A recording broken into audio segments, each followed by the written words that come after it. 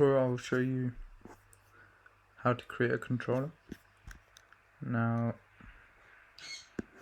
you're going to be in the gamepad section, come to the bottom right, click on that add icon. You will name your controller,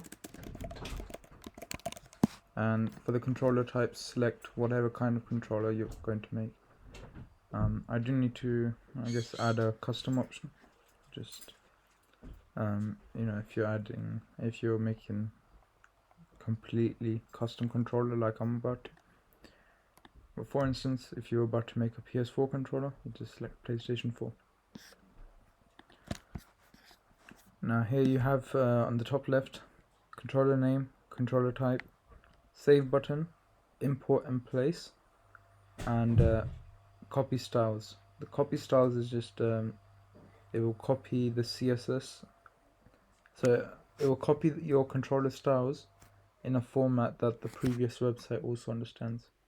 That way you have a fixed version of the styles for yourself that you can just paste into the old Gamepad Vision. I'll come across what import and place does in a second,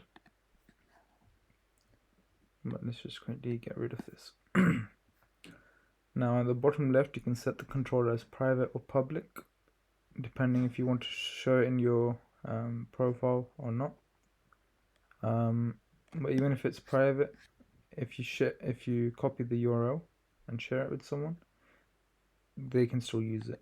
If that makes sense. So if you want it to be private, just don't bother sharing it. Now, for the best part, there's no coding required on this. You're just filling out just the image URLs for everything, really. And the way that you style elements here is by literally dragging them with your mouse. Alright, just gonna refresh so it resets. Oh. Okay, so in the bottom right, if you look at it, I'm hovering over the base, so it'll tell you the base name,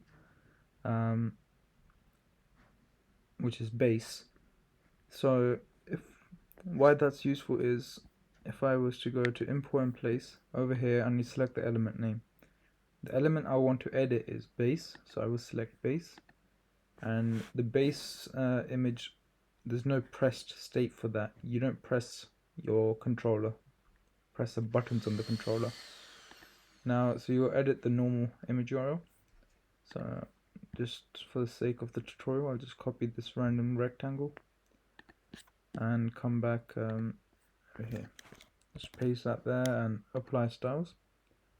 Now, what I have is get rid of this notification. I've got myself a rectangle as the base, and I have all these other buttons. Okay. Now I can just drag these buttons about, make a completely unique design, or try to. There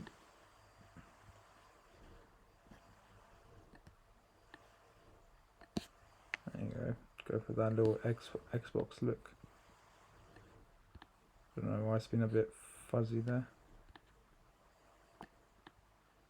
Just move it about there.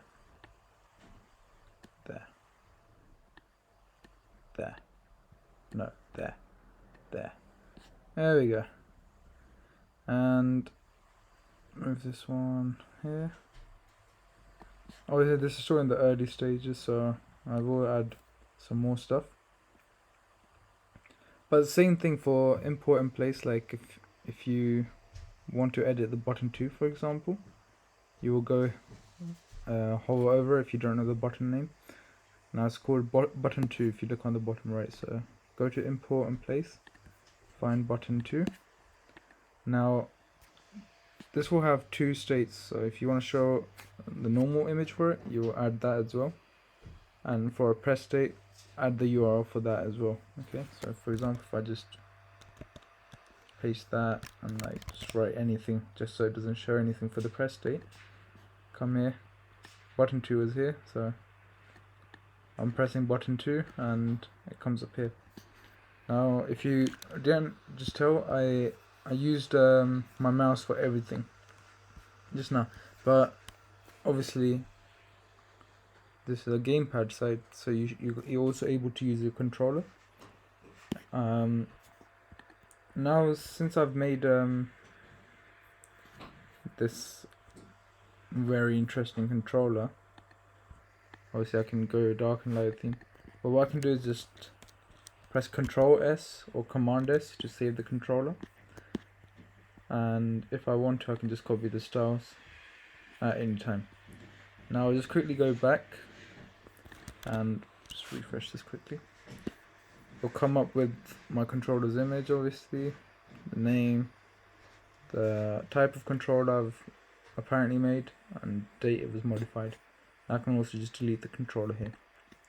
But at any time I can just open it up again, and as long as I'm logged into the same account that created it, I can edit anything really.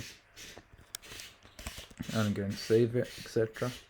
But now let's quickly say that I am not the owner of this controller now, so I've shared this controller URL with someone else for them to use. What happens if they open the link? Now obviously they're not logged in, so they don't get access to anything apart from actually just using the controller. Like they can't move anything around, only simply just press the buttons and whatnot.